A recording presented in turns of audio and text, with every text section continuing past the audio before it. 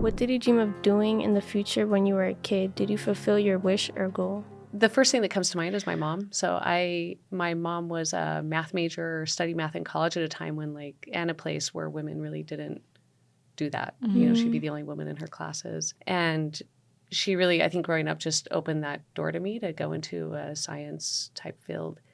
I remember maybe it was second grade, there was a, dress what you want to be like day. And I dressed as a nurse because my aunt was a nurse.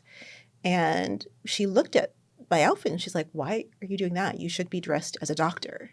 And I was like, oh, I didn't think that was a thing because I hadn't seen that model yet. Yeah. What is one thing you did when you were young that got you interested in this field?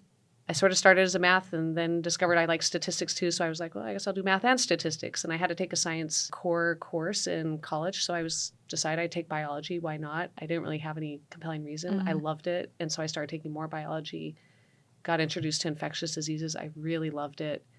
And then it was really my senior year, I don't even remember someone mentioned this field, biostatistics. And I was like, that sounds cool. When I was younger, I loved mysteries. I'm a nosy person. Oh, girl, you're me. You're me. Oh, my goodness. I love finding out other people's business. Who did it, when, why, Yes. right? So I loved mysteries. And I picked up this random book once. It was Medical Detectives, the Epidemiologic Intelligence Service. So the doctors who are part of the CDC and they go out when they're called on to investigate outbreaks, infectious disease outbreaks usually. They are people who originally characterized a lot of what we know today about the Ebola virus and lots of other kinds of things. And I was hooked. But I think there's some element of being open-minded. It's okay if you don't have things figured out when you're in high school.